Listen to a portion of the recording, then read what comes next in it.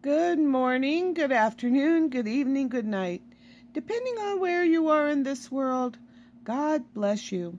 This is Gloria White coming to you from Utah, USA. Today we're going to continue in the complete Apocrypha, and we are in the book of Jubilees, chapter 37. And on the day that Isaac, the father of Jacob and Esau, died, the sons of Esau heard that Isaac had given the portion of the elder to his younger son Jacob, and they were very angry. And they strove with their father, saying, Why has your father given Jacob the portion of the elder, and passed over you, although you are the elder and Jacob the younger?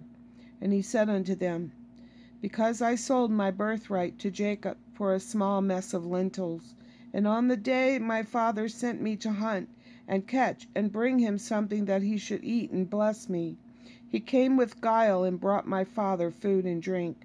And my father blessed him and put me under his hand. And now our father has caused us to swear, me and him, that we shall not mutually devise evil, either against his brother, and that we shall continue in love and in peace, each with his brother, and not make our ways corrupt. And they said unto him, We shall not hearken unto you to make peace with him, for our strength is greater than his strength, and we are more powerful than he. We shall go against him and slay him, and destroy him and his sons. And if you will not go with us, we shall do hurt to you also. And now hearken unto us.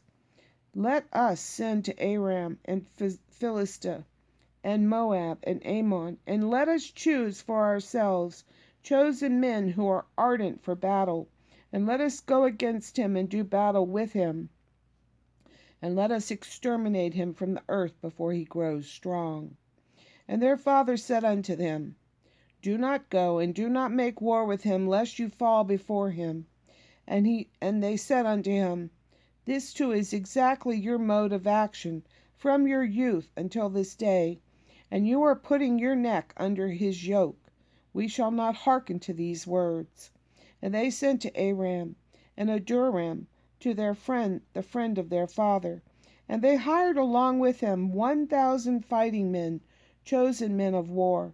And there came to them from Moab, and from the children of Ammon, those who were hired, 1,000 chosen men, and from Philistia 1,000 chosen men of war, and from Edom and from Horites 1,000 chosen fighting men, and from Kittim mighty men of war. And they said unto their father, Go out with them and lead us, else we shall slay you. And he was filled with wrath and indignation on seeing that his sons were forcing him to go before them, to lead them against Jacob his brother. But afterward he remembered all the evil which lay hidden in his heart against Jacob his brother, and he remembered not the oath which he had sworn to his father and to his mother, and that he would devise no evil all his days against Jacob his brother. And notwithstanding all this, Jacob knew not that they were coming against him to battle, and he was mourning for Leah his wife, until they approached very near to the tower with 4,000 warriors and chosen men of war. And the men of Hebron sent to him, saying, Behold, your brother has come against you to fight you, with 4,000 girt with the sword, and they carry shields and weapons. For they loved Jacob more than Esau. So they told him, for Jacob was a more liberal and merciful man than Esau. But Jacob would not believe until they came very near to the tower. And he closed the gates of the tower, and he stood on the battlements and spoke to his brother Esau and said, Noble is the comfort with which you have come to comfort me for my wife who has died. Is this the oath that you did swear to your father and again to your mother before they died?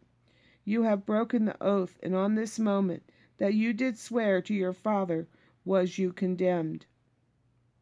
Then Esau answered and said unto him, Neither the children of men nor the beasts of the earth have any oath of righteousness, which is in swearing they have sworn on an oath valid forever.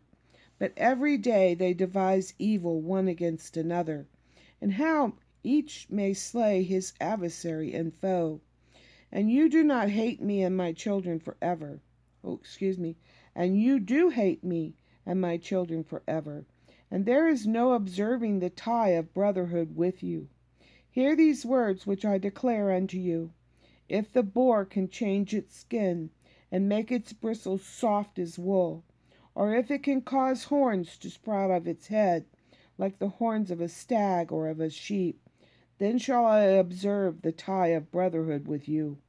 And if the beasts separated themselves from their mother, for you have not been a brother to me, and if the wolves make peace with the lambs, so as not to devour or do them violence, and if their hearts are towards them for good, then there will be peace in my heart towards you. And if the lion becomes the friend to the ox, and makes peace with him, and if he is bound under one yoke with him, and plows with him, then shall I make peace with you. And when the raven becomes white as the razah, then know that I have loved you, and shall make peace with you. You shall be rooted out, and your sons shall be rooted out, and there shall be no peace for you. And when Jacob saw that he was so evilly disposed toward him with his heart, and with all his soul as to slay him, and that he had come springing like a wild boar, which comes upon the spear, and pierces and kills it, and recoils not from it, then he spoke to his own and his servants that they should attack him and all his companions. How sad that the brothers turned against one another. But Esau, first he sold his birthright, and then Jacob did, but at his mother's behest, go before his father for a blessing in front of Esau. But the Lord works things out for his purpose and for his will to be accomplished. And as it says in Micah chapter 1, he said, Jacob I loved and Esau I hated. So people say God doesn't hate anyone. Yes, God does. God hates people and he hates evil. And if you're an evil person, then he's going to hate you. And if you are good and kind and loving and like him, then he's going to love you and he's going to cherish you, and you'll be in his hand, and no man can snatch you away. But be wise as the serpent and gentle as the dove, and remember what Jesus said, let no man deceive you. So we're hearing all these things on the news and on YouTube and so forth and so on.